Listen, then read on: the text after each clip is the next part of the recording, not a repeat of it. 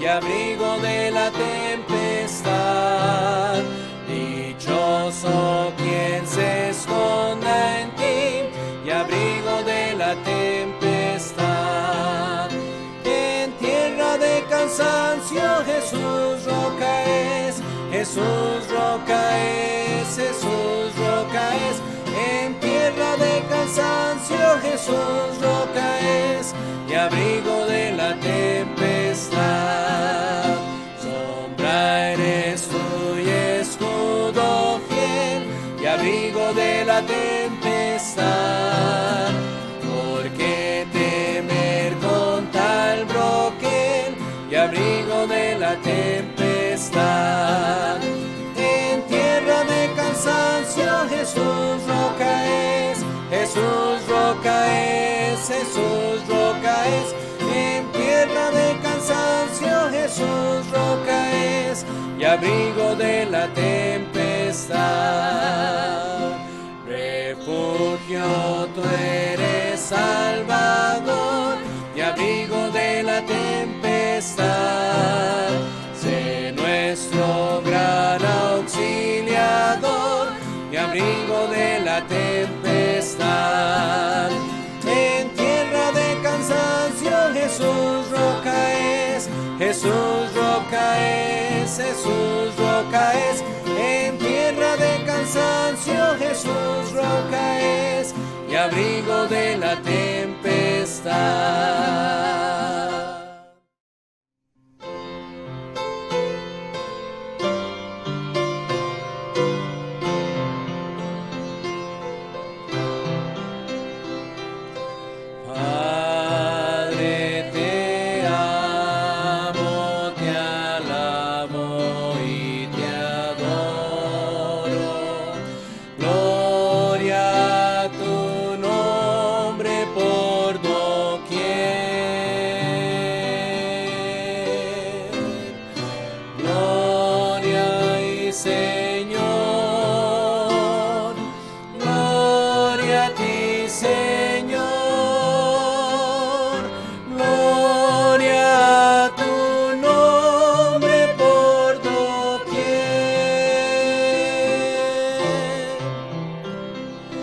Cristo te amo, te alabo y te adoro.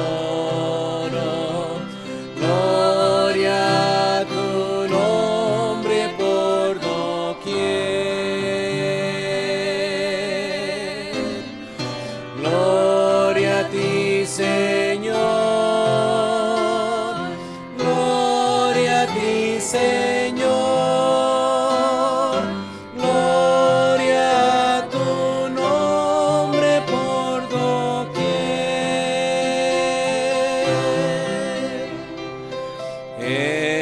Espíritu, te alabo y te adoro. Gloria a tu nombre por doquier.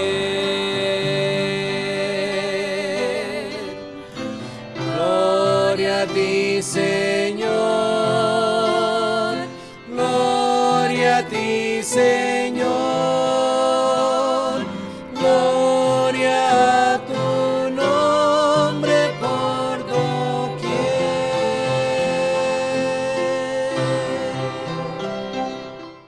Muy buenos días, estimados hermanos y amigos. Es un placer poder llegar una vez más, un domingo en la mañana, a su casa a través de este medio por el cual nosotros estamos reuniéndonos en las últimas semanas debido a la situación que estamos viviendo lógicamente, pero llegar de esta manera es una bendición con el mensaje de la palabra de Dios que pueda ser de bendición a su vida y a mi vida, y que el mensaje de esta mañana pueda cumplir.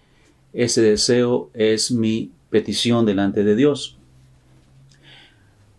Hoy vamos a estudiar un tema que en algún momento pasado lo habíamos tratado, pero debido a la situación que estamos viviendo, creo que sería oportuno volver a retomar el tema que pueda servirnos de bendición en ese tiempo. El título del mensaje para esta mañana es el siguiente: confianza plena. Confianza plena. Y yo quisiera que usted, ahí donde está, abra su Biblia conmigo y vayamos juntos al libro de Salmos, el libro de los Salmos, y ese va a ser el texto de inicio para este estudio. Salmo 115. En el Salmo 115, si usted abre su Biblia ahí conmigo, Salmo 115, por favor, leemos en el versículo 9, Salmo 115, 9, y la palabra de Dios dice así: Oh Israel, confía en Jehová. Él es tu ayuda y tu escudo. Lo leemos nuevamente. Oh Israel, confía en Jehová. Él es tu ayuda y tu escudo. Entendemos que este es un llamado al pueblo israelita, a los judíos, a que depositaran su confianza en su Dios Jehová. Ahora, entendemos que Jehová no es únicamente el Dios de los israelitas, pero Jehová también es nuestro Dios. Es el Dios y el Señor de la iglesia.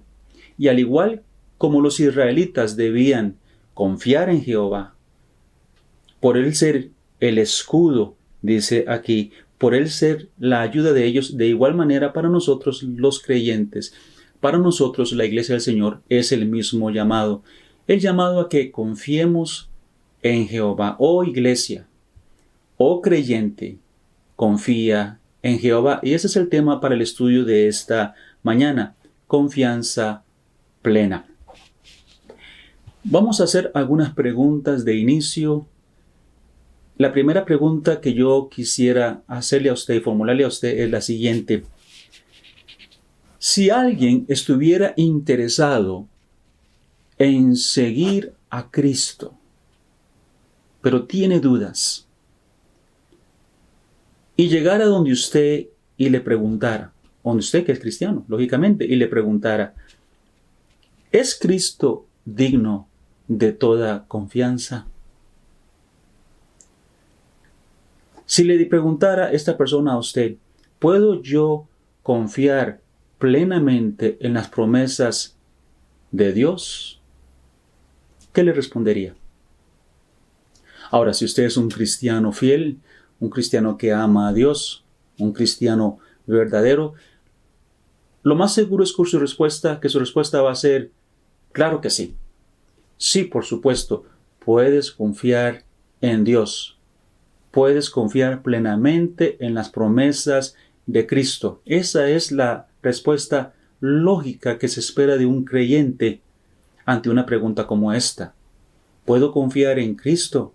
Por supuesto que sí puedes confiar en Cristo. ¿Puedo descansar en sus promesas? Por supuesto que puedes descansar en tus promesas. Ahora, me gustaría que usted tomara un momento ahí donde usted está e hiciera el siguiente ejercicio conmigo. Piense en dos promesas que Cristo le ha hecho a usted. Piense en dos promesas que Cristo le ha hecho a usted. Tome su tiempito ahí donde está usted. Piense en dos promesas. ¿Cuáles promesas serían estas? Hay muchas promesas. De hecho, tenemos un canto que dice: cuenta las promesas del Señor Jesús, y de las tinieblas nacerá la luz. Es que hay muchas promesas, pero yo estoy pidiendo esta mañana que usted solamente piense en dos. Y mientras usted piensa en dos promesas que Cristo te ha hecho, déjeme compartir las mías. A mi mente llega, por ejemplo, el hecho de que Dios ha prometido, o me ha prometido, y nos ha prometido que Él va a volver nuevamente. Vino una vez a la tierra, nació en Belén, murió, fue crucificado, murió y resucitó, y luego hizo la promesa de que yo voy a volver, una bendita promesa. Y no solamente esta, sino que junto con esta, para mí, puedo pensar en aquella que dice, bueno, como le decía él a sus discípulos, y donde yo estoy, vosotros también estaréis conmigo. Entonces tengo promesa de un día estar donde Cristo está. Él me va a llevar a su presencia y estaré con Él por la eternidad. 2 promesas maravillosas en las que yo puedo meditar. ¿En cuál ha pensado usted? Sea que haya pensado en algunas semejantes a las que yo he mencionado, o que usted haya pensado en alguna otra, quiero hacerle otra pregunta como punto de introducción para lo que quiero compartir con ustedes. Es la siguiente: ¿estamos descansando nosotros en esas promesas? ¿Está usted descansando en esas promesas en las que usted acaba de meditar? Usted las acaba de meditar, las tiene en su corazón, y usted dice, esas 2 promesas son para mí. Ahora, ¿ha podido usted descansar o está usted descansando en ellas? Cuando hablo de descansar en ellas, ¿a qué me refiero?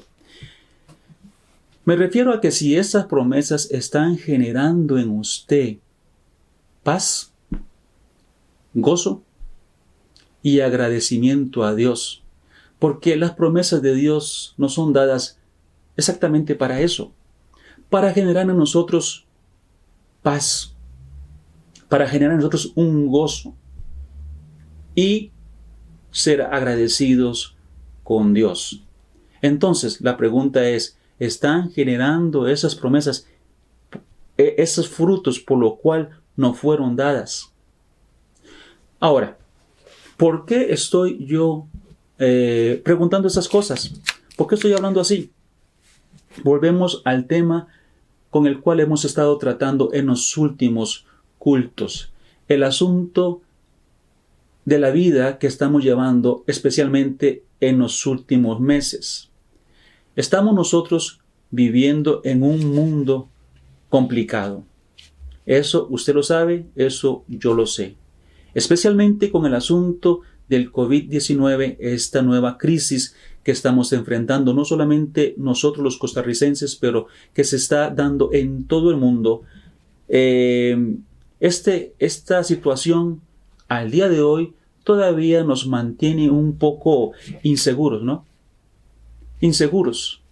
No hablo de la inseguridad entre lo que Dios esté haciendo en nuestras vidas o en nuestro corazón, porque conocemos a Dios y sabemos que todo está bajo su control.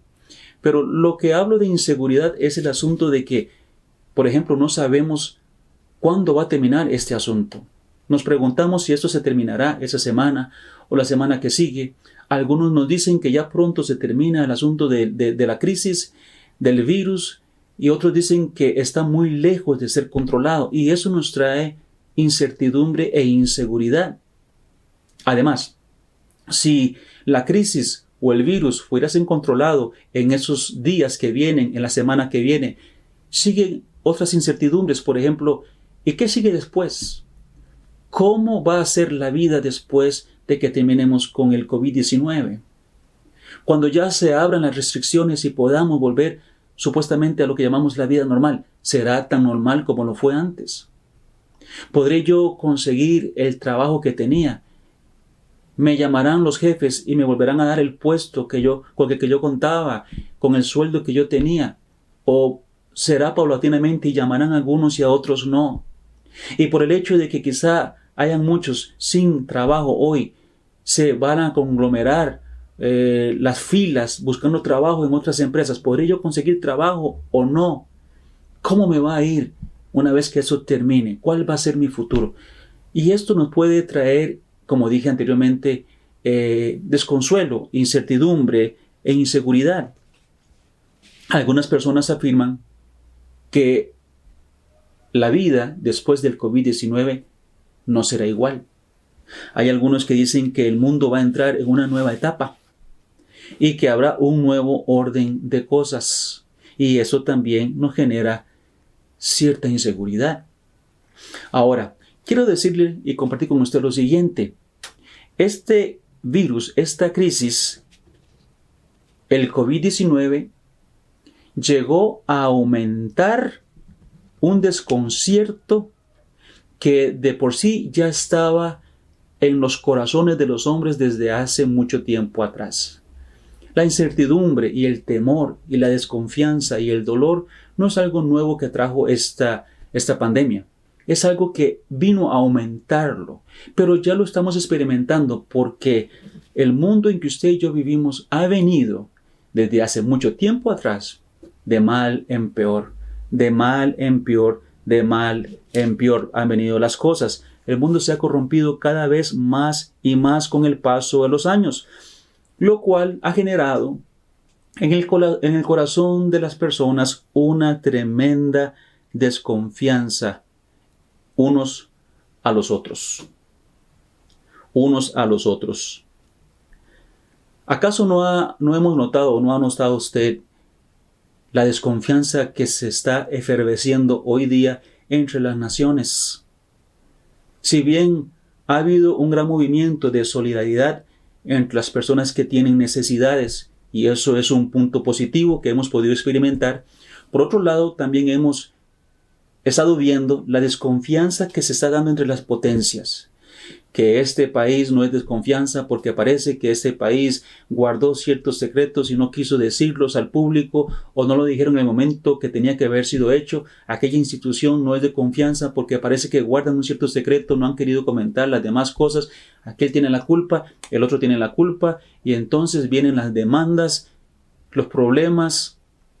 Entonces se está generando una cierta desconfianza entre las mismas naciones, pero eso no es algo nuevo tampoco. Es algo que ya hemos visto que se ha dado desde mucho tiempo atrás. Déjeme decirle que la desconfianza, en cierto sentido, llega a ser como un mecanismo de defensa. ¿A qué me refiero como con un mecanismo de defensa? Es que hay tanta maldad y tanto engaño y mentira en este mundo que hoy día no se puede confiar en cualquier persona. Tristemente es una realidad. No se puede confiar en alguien así como así. De hecho, si usted es padre, usted entiende lo que estoy diciendo. Cuando nosotros a nuestros hijos le hemos dicho, usted no puede confiar en todas las personas. Cuando nuestros hijos eran pequeñitos y comenzaron a ir a la escuela, nosotros le decíamos, si alguien se te acerca ofreciéndote un dulce, no le haga caso, no confíe en los extraños. Si alguien te dice, niño, ven, sube el carro y yo te llevo a casa, no haga caso, no confíe en los extraños. Entonces, ese asunto de no confíes se volvió un instrumento o mecanismo de defensa. No es que no queremos que la gente se divida y que nadie confíe en nadie. La verdad es que no podemos confiar en todos, porque no todos tienen las mismas buenas intenciones que quizá usted tiene o yo tengo por mis hijos. La idea era protegerlos y protegerlos de cualquier problema o de cualquier abuso que puedan haber recibido ellos en sus vidas. De hecho, cuando tenemos amigos que han recibido algún engaño de parte de una otra persona allá afuera y ellos nos cuentan lo que pasó, lo más corriente que decimos es que usted fue muy confiado. Confiaste demasiado. Tuviste que haber sido más desconfiado. Entonces, es un mecanismo de defensa el hecho de que no confiemos en todo y tenemos que hacerlo porque el mundo viene en ese camino de corrupción día a día en los corazones y en las mentes de las personas. Pero hago otra pregunta.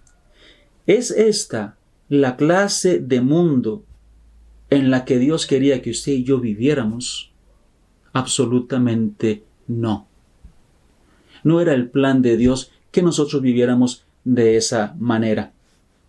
Desconfiando los unos a los otros, de ninguna manera. Pero el asunto no es problema de Dios. El asunto está en el corazón del mismo hombre. Lo más triste en cuanto al asunto de la desconfianza es cuando ésta llega a un extremo en el que yo no confío en nadie y todos se vuelven mis enemigos. Esto es llevar la desconfianza a un extremo peligroso.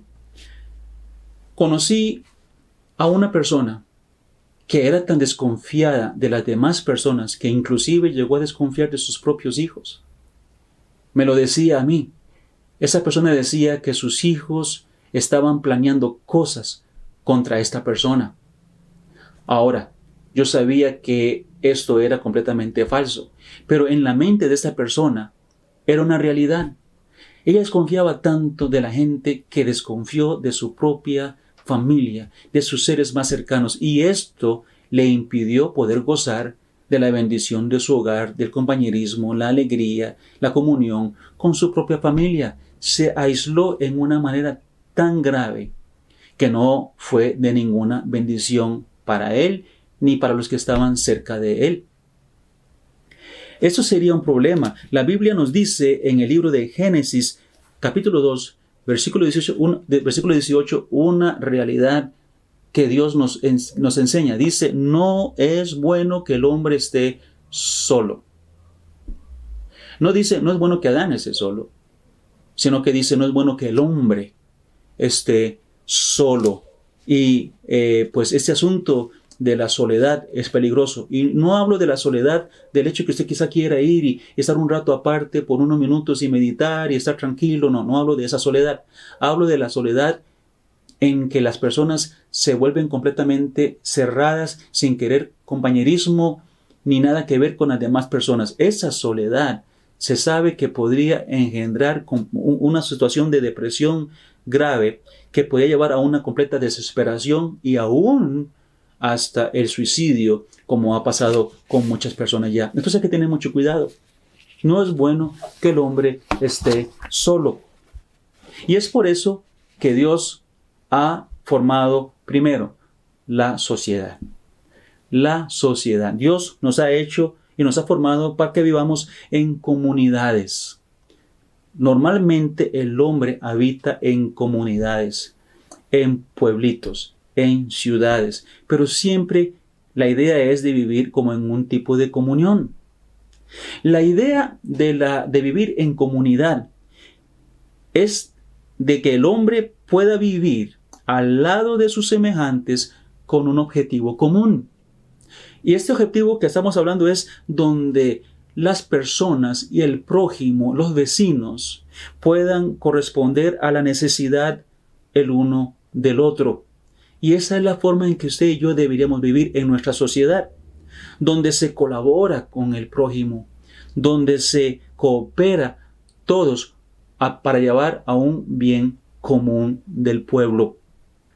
Una comunidad se caracteriza o debería caracterizarse por personas y familias serviciales que cumplen cada uno su deber para el bien mutuo de la misma sociedad. Déjeme darle un versículo interesante. Éxodo 20, 16 y 17. Éxodo 20, 16 y 17. Y leo para ustedes 20, 16 y 17. Dice así la palabra de Dios. No hablarás contra tu prójimo falso testimonio.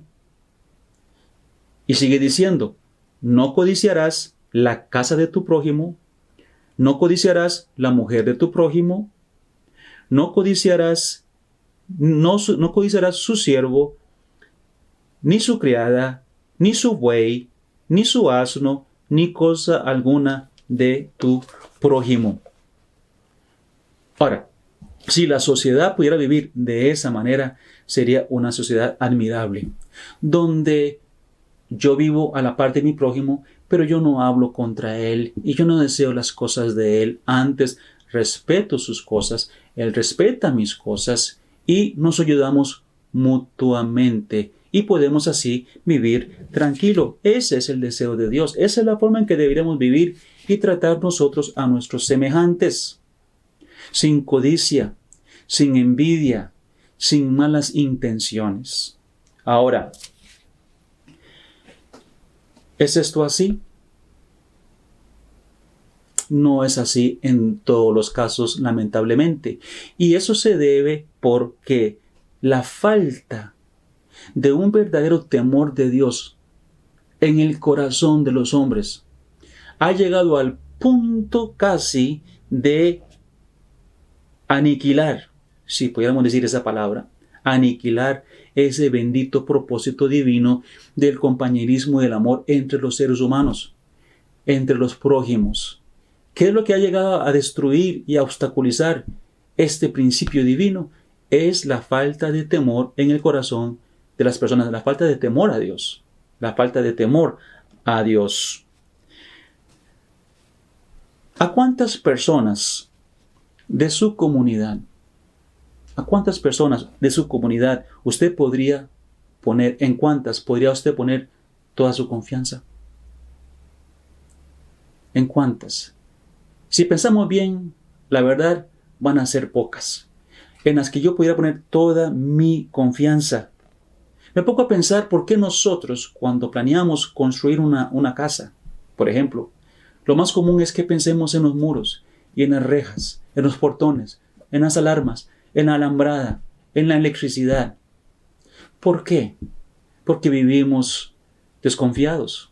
Vivimos desconfiados y es una tristeza hacerlo así. Salmo 36:1, leo para ustedes, dice así: la iniquidad del impío me dice al corazón, no hay temor de Dios delante de sus ojos. Cuando vemos la iniquidad del impío, entonces entendemos, no hay temor de Dios.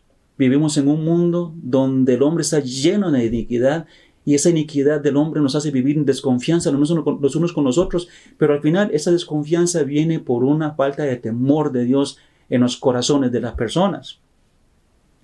El punto aquí sería que usted y yo deberíamos trabajar fuertemente por hacer lo posible de mantener la sociedad nuestra, nuestro barrio, la comunión con nuestros vecinos de la mejor condición posible. Siendo usted y yo el vecino que debemos ser, siendo usted y yo el prójimo que debemos ser, de acuerdo a la palabra de Dios, siendo las personas honestas, justas y cabales que tenemos que ser con las demás personas. Y si usted es cristiano, siendo el cristiano que usted y yo debemos ser. Hablo de ser la luz y la sal que usted y yo debemos ser. Hablo de que demos el testimonio que usted y yo tenemos que dar. Y presentemos el evangelio de todas las formas posibles y en cada momento que sea posible. El evangelio de la salvación de Dios. Porque al fin es el evangelio de Dios que transforma los corazones. Y los corazones transformados van a evitar una vida de iniquidad y podríamos tener una mejor sociedad. Usted y yo debemos hacer la parte que nos corresponde, no importando que haga aquel otro. Haga usted la parte que le corresponde. Entonces, Dios hizo las comunidades, o formó las comunidades, pero también Dios formó la familia. La familia. El caso es que, o la idea es que si no podemos confiar en las personas allá afuera, y cuesta mucho hacerlo, pero si no podemos confiar en las personas de allá afuera, podemos confiar en nuestra familia. Tenemos que tener un núcleo o alguien en quien podemos confiar. Y tenemos la familia como el recurso. Y la familia debe ser caracterizada o debe caracterizarse por el amor y la confianza que existe entre los que componen la familia. Entonces, el esposo confía en su esposa y la esposa confía en su esposo. Los padres confían en sus hijos y sus hijos confían en sus padres. Y esa es la forma que debería ser.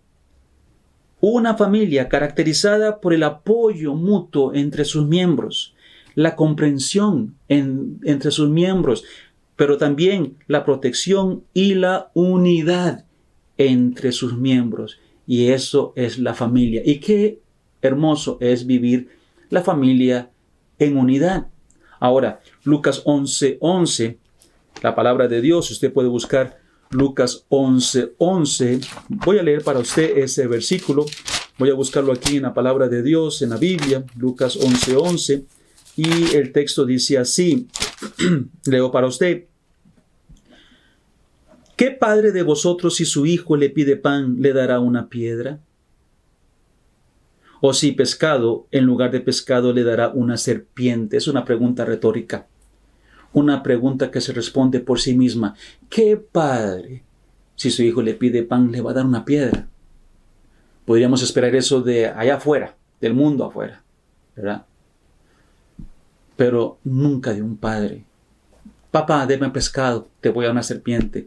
Porque se sobreentiende que en la familia debe haber unidad, debe haber comprensión, debe haber protección, debe haber amor. Sin embargo, ¿es la familia así?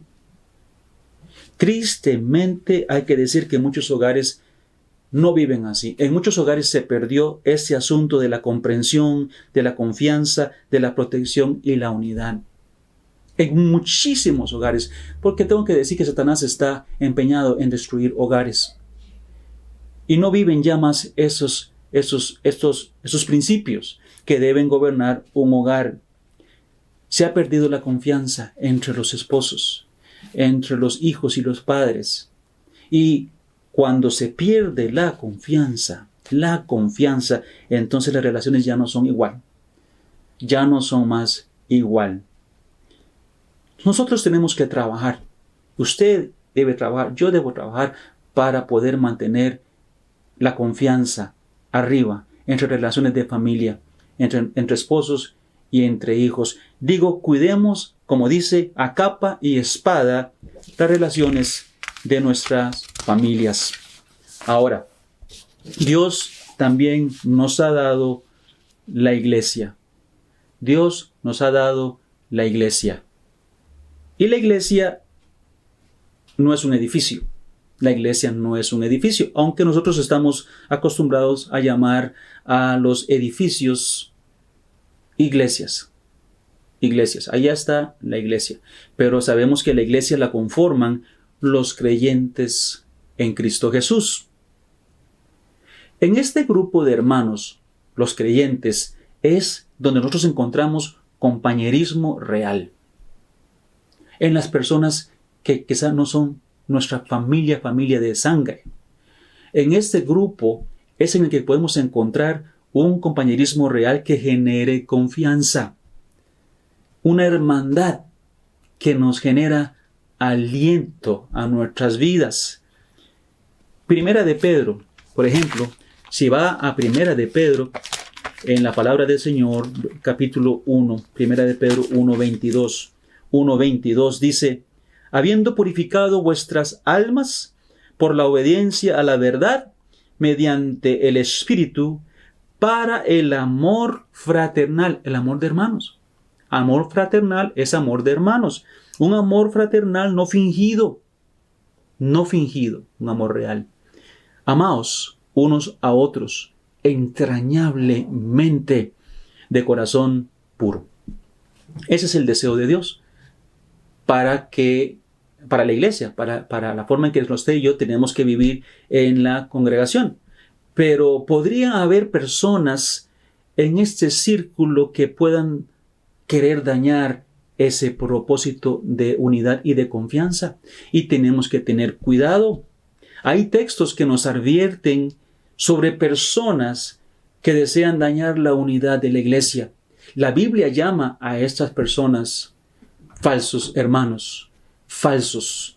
Por ejemplo, le digo lo siguiente: Pablo, hablando acerca de los peligros que tuvo que enfrentar en su ministerio, él resume esos peligros de la siguiente manera en el libro de 2 de Corintios 11:26. Dice así: en peligros de ríos. Él estuvo en ese tipo de peligros, porque él viajaba mucho.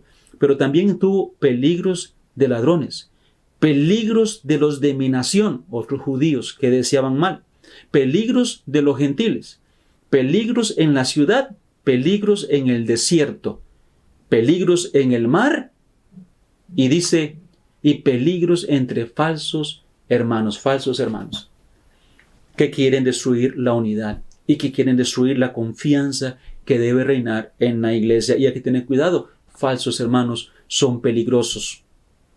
En Mateo 7:15 se nos advierte así: guardaos de los falsos profetas o falsos maestros, que vienen a vosotros con vestido de ovejas, pero por dentro son lobos rapaces. Parecieran ovejas, pero es solamente una fachada. Por dentro son lobos rapaces. Y la Biblia dice, tenemos que tener cuidado. Tenemos que tener cuidado. Y así como debemos cuidar el hogar, el vínculo de unidad del hogar, Así también tenemos que cuidar el vínculo de unidad y de paz de la iglesia contra todo aquello que quiera dañarla, contra todo aquello que quiera perjudicarla. Tenemos que tener cuidado. Por ejemplo, tengamos cuidado de las falsas doctrinas, de las doctrinas heréticas en estos días con el asunto de que todo tiene que pasar por internet. Hay muchos maestros que antes no se presentaban en internet tanto, pero ahora por el asunto del COVID han tenido que transmitir también sus enseñanzas y sus doctrinas, muchas de estas doctrinas equivocadas completamente, fuera de la sana doctrina de Dios.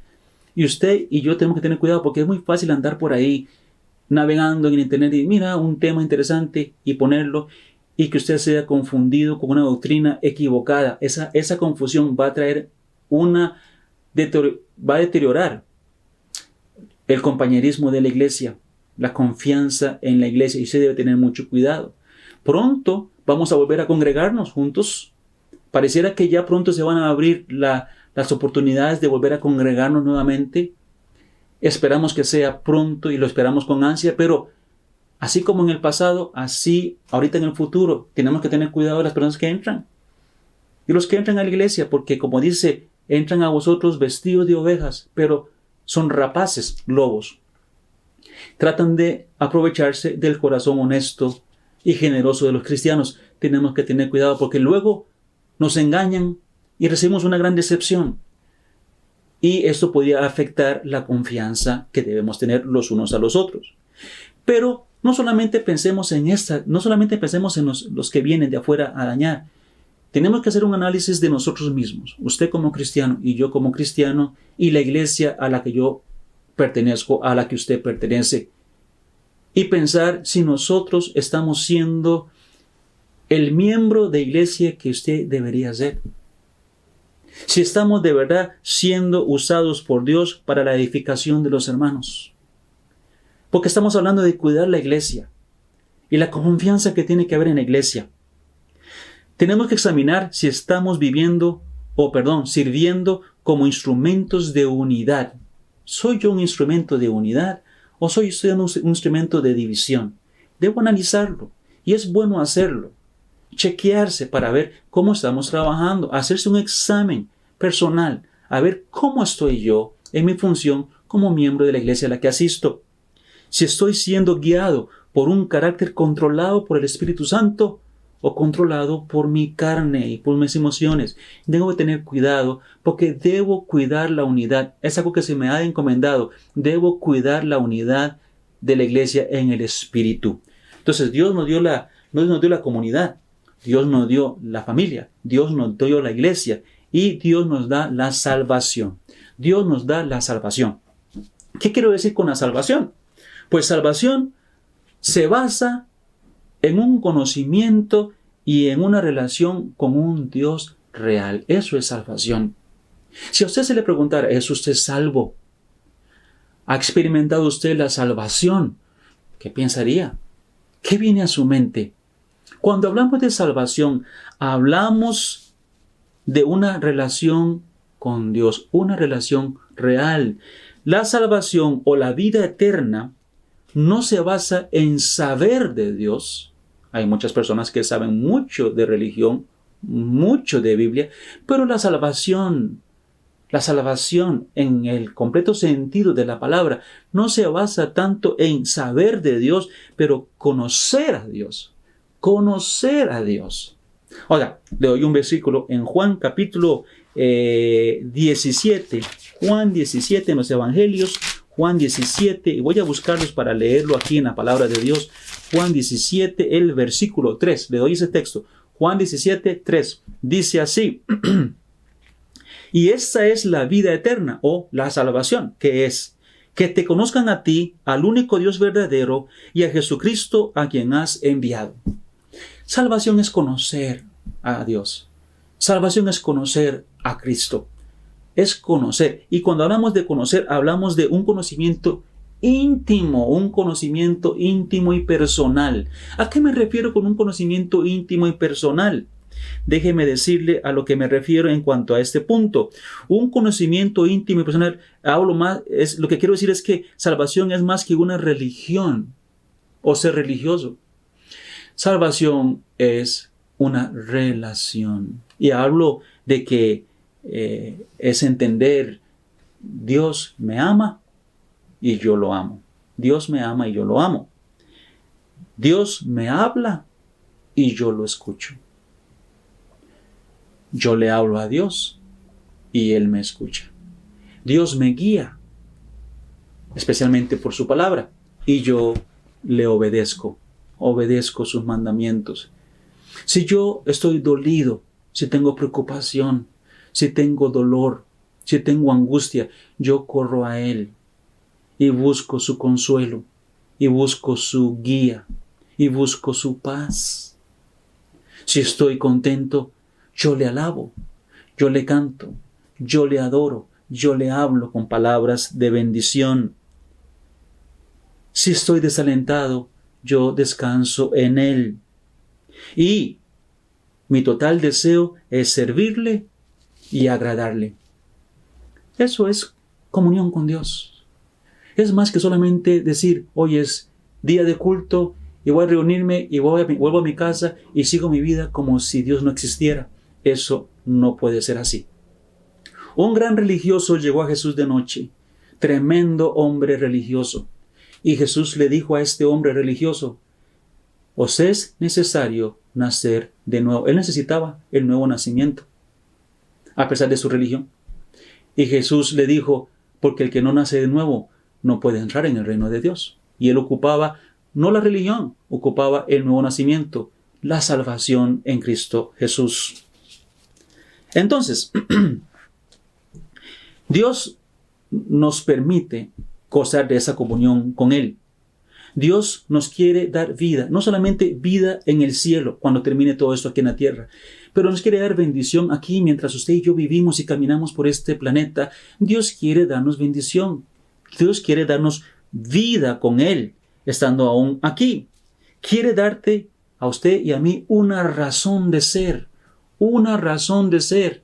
Y eso es interesante. Si usted va conmigo a Primera de Pedro y le pido que abra ahí su Biblia, Primera de Pedro, nuevamente allá, yendo al final, a los últimos libros del Nuevo Testamento. Primera de Pedro, quiero buscar para leérselo. El 1:8 de Primera de Pedro dice, a quien amáis sin haberle visto, en quien creyendo, aunque ahora no lo veáis, os alegráis con gozo inefable y glorioso. Un gozo inefable y un gozo glorioso. Usted puede experimentar aún en esta vida y aún en medio de las pruebas, porque esa es la vida que Dios nos da. Él quiere que tengamos una razón de ser. En ese mismo texto, en el versículo 13 al 15 dice, por tanto, ceñid los lomos de vuestro entendimiento, sed sobrios y esperad por completo la gracia que se os traerá cuando Jesucristo sea manifestado. Ahora, Cristo va a ser manifestado, todavía no ha sido manifestado.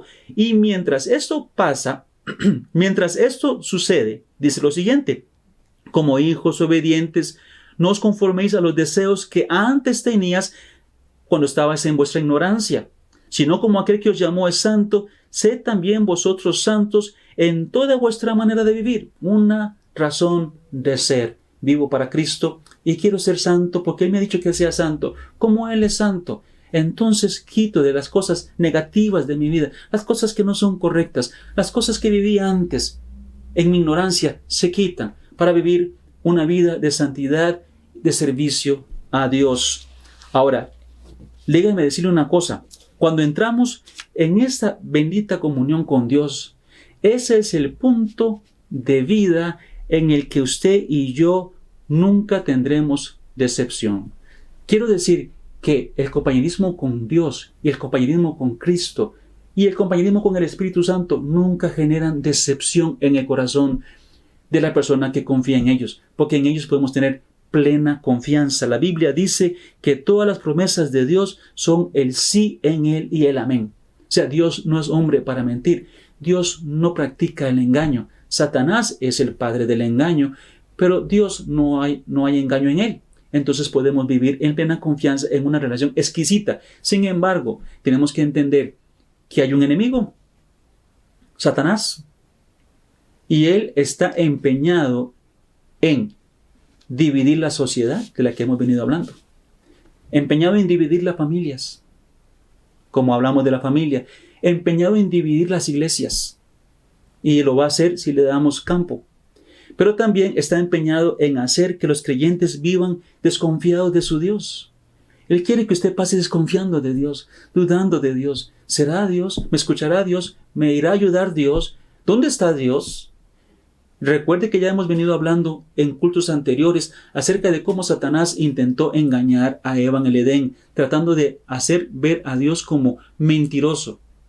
Ya lo hemos visto anteriormente, lo hemos mencionado varias veces. No, Dios está mintiendo, ustedes no van a morir de ninguna manera. Él dijo que moriréis si comen del fruto, pero no, esa era la idea. A Job, yo sé que Satanás estaba metido en todo el asunto tratando de que Job maldiciera a Dios, porque ese era el punto de la prueba. Él va a maldecirte. Y Job fue probado duramente, pero vemos que Satanás aún usó aquel desconcierto y dolor que sintió la esposa de Job, porque ella también tenía dolor por todo lo que había pasado, especialmente por la pérdida de sus hijos. Al punto de que esa señora llegó y le dijo a Job, a su esposo, ¿por qué no maldices a Dios? ¿Por qué no maldices a Dios? Pero Satanás estaba detrás de todo esto. Como estuvo detrás de Pedro, diciéndole a Cristo, no subas a Jerusalén, no mueras, no tienes que morir crucificado. Y Jesucristo dijo, apártate de mí, Satanás. Satanás estaba detrás de todo este asunto, tratando de manipular, ¿verdad?, a Cristo a través de sus seres queridos y a Job a través de su esposa. Todo un engaño, toda una mentira, tratando de poner desconfianza en Dios. Al mismo Jesucristo, Satanás vino y le dice, lánzate del templo. Si usted se acuerda de la historia en la tentación, lánzate del templo. Dice que a sus ángeles le mandará. Vamos a ver si es cierto. Vamos a ver si es cierto. Desconfianza de Dios, sembrando dudas. Y usted necesita tener esto en mente. Tenga mucho cuidado. Ahora,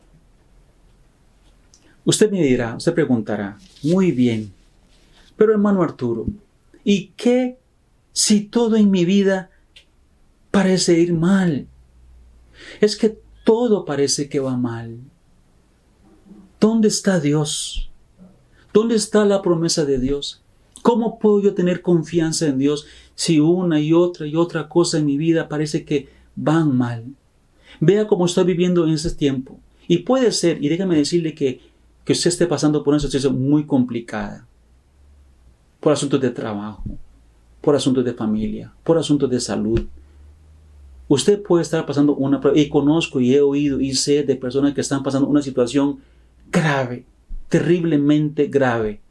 Y oramos por ellas y pedimos por la misericordia de Dios. Pero déjeme decirle algo para ir ya cerrando el estudio de esta mañana. Déjeme decirle lo siguiente. Si usted me hace la pregunta, hermano Arturo, ¿y qué si todo en mi vida parece ir mal? Déjeme darle 3 respuestas. Primero, Dios nunca prometió en su palabra que las cosas en este mundo iban a ir bien todo el tiempo. Nunca. Es más, en Juan 16:33, yo quiero que busque este texto. Estamos ya para terminar casi. Deme unos minutos más, pero en Juan, dije 16:33, debo leer este para ustedes porque es importante. Juan 16:33 dice así, déjenme leer. Estas cosas os he hablado, son palabras de Cristo aquí, para que en mí tengáis paz. Escuche, en el mundo tendréis aflicción, pero confiad, yo he vencido al mundo. Entonces la confianza en Dios no está en que las cosas van a ir bien, sino en que Él venció y con su poder usted y yo podemos vencer las pruebas. Cristo fue, dice la Biblia, varón de dolores, experimentado en quebranto. Esa fue su vida y usted la conoce bien. Cristo dice, yo quiero decirle algo para que se aliente, para que tenga paz. ¿En qué? Él no dice, nada malo te va a venir. No, Él no dice eso. Él dice, vea, vas a tener aflicción en el mundo. En el mundo tendréis aflicción. ¿Cómo interpretamos esas palabras? Así como están. En el mundo tendremos aflicciones. Pero dice, confíe, yo vencí. Yo vencí el mundo. Y si yo lo vencí, en Él usted y yo podemos vencer. Vencer es poder pasar y obtener al final la victoria permanecer firmes glorificando a Dios. Muy bien, entonces quiero decirle esto. Primero, Dios nunca prometió que todo va a ir bien. Ese es el primer punto. Él prometió su presencia. Él prometió su presencia. Eso sí lo prometió. Lo vimos hace poquito, el culto pasado, Mateo 28. En Mateo 28:20, la segunda parte. He aquí yo estoy con vosotros todos los días hasta el fin del mundo. Promesa de Dios. Prometió no dejarnos ser tentados más de lo que usted y yo podamos resistir. 1 Corintios 10:13. Entonces, si usted está siendo tentado y todavía no ve la puerta de salida, porque Él prometió una puerta, sino que dará junto con la tentación la salida para que podamos resistir. Entonces, si usted no ha visto la puerta, es porque usted todavía puede soportar. Dios tiene un propósito en una prueba para su vida, y mientras la prueba permanezca, usted tiene que sostenerse de Dios y vencer y mantenerse firme. Y cuando ya llegue el punto en que Dios sabe que tú no puedes más, Él le va a dar una puerta de salida porque Él lo prometió. Pero si no hay puerta, es porque Dios todavía confía en que tú puedes glorificar su nombre con la fidelidad y la honra que Él merece en medio de la situación difícil que tú estés viviendo. Levanta tus ojos y adora a Dios, glorifica a Dios y espera en Él y Él hará. También, segundo, creo que algunos malinterpretan Proverbios 11:8. Hay gente que malinterpreta este pasaje. Proverbios 11:8 dice: el justo es librado de la tribulación, mas el impío entra en lugar suyo. El justo es librado de la tribulación, mas el impío entra en lugar suyo. Los justos somos librados de la tribulación. O sea que cuando venga la tribulación, los justos no entran en la tribulación porque son librados. No dice esto. Está mal interpretado a la luz de todo el contexto bíblico. Lo que el pasaje quiere decir es que el justo es o sale victorioso de las pruebas. Como dice en Apocalipsis 7:14. Si usted va a Apocalipsis 7:14, no vamos a verlo ahorita. Pero se habla de aquellos de los que salieron de la tribulación del futuro, porque era una tribulación para el mundo. Y dice que habían almas que habían ascendido al cielo y alababan a Dios. Y Juan preguntó: ¿quiénes son estos? Estos son los que salieron de la tribulación y están adorando a Dios.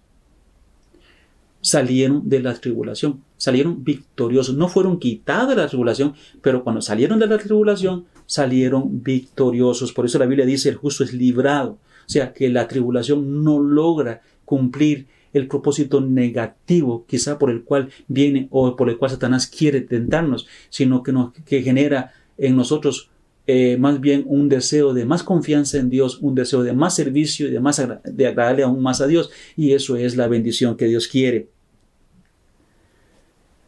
Y tercer punto, cuando usted dice: ¿y qué si todo en mi vida parece ir mal? Digo lo siguiente: usted necesita ser sincero, o como decimos, asincerarse con usted mismo y analizar claramente la situación incómoda por la que usted está pasando. Analice bien esa situación por la que usted está pasando y averigüe si no es que usted está viviendo por una situación complicada porque usted ha hecho las cosas equivocadamente. No quiero sonar pesimista y no quiero sonar agresivo con lo que estoy diciendo para terminar de ninguna manera. No quiero ofenderle. Solo quiero decirle que usted necesita examinarse, porque muchas veces nosotros experimentamos situaciones adversas porque nosotros hemos cometido errores. Nosotros, de otra manera, nos hemos ganado esa situación por nuestro corazón o cabeza dura, como decimos, por cabeza dura. Chequee su corazón y chequee sus actitudes, chequee sus formas. No culpe a Dios por esas situaciones. No diga por qué Dios, sino que usted tiene que revisarse y chequearse y arrepentirse con Dios y arreglar su relación con las personas. Si es que usted ha tenido conflicto con personas y usted logra entender que al fin siento que yo he sido promotor de situaciones incómodas, de enojos, tiene que tener cuidado y quizá usted deba corregirse a usted mismo, corregir sus formas, corregir sus actitudes personales en la vida. Quizá usted debe ser una persona que debería desechar más el enojo en su vida, no enojarse tanto, no gritar tanto, no desconfiar tanto de las personas, no chismear tanto, ser más empeñado, ser menos flojo en sus trabajos y ser más empeñado en lo que hace. Ser honesto, ser pronto, ser puntual, ser verdadero o correcto. Yo no sé. Solo quiero decirle que eso es algo que tenemos que examinar también para saber por qué las cosas a veces no caminan tan bien como quisiéramos. Podría ser un problema nuestro. Pero, concluyendo, mi deseo para esta mañana es animarle a que usted confíe en Dios. Si usted escuchó la primera lección de esta mañana, recuerde que Dios está en su trono. Dios sigue gobernando. El cielo es el estrado de sus pies y nosotros caminamos en el polvo. Pero Dios sigue allá y nada lo mueve de su lugar. Nunca lo ha movido nada, nada lo mueve hoy, ni nada lo moverá. Ese es el Dios en que usted y yo confiamos. Confíe en Él. Él es fiel, Él es verdadero. La Biblia dice varias veces, dichoso el hombre que confía en Jehová. Dichoso el hombre que confía en Jehová. Salmo 34:8, Salmo 84:12, Proverbios 16:20 y Jeremías 17:7 dice, dichoso el hombre que confía en Jehová. Confíe usted en Dios. Ahora, termino con una frase que escuché de un siervo del Señor que me pareció muy oportuna para cerrar esta enseñanza. Él dice así, dichoso no es el hombre que conoce las promesas de Dios. Es dichoso el hombre que confía en el Dios de las promesas. Vuelvo a repetirla. Dichoso no es el hombre que conoce las promesas de Dios. Dichoso es el hombre que confía en el Dios de las promesas. En esta mañana, ahí donde usted está, ponga en su corazón una decisión. Yo voy a confiar en Dios. Voy a tener en Dios confianza plena. Que Dios le bendiga.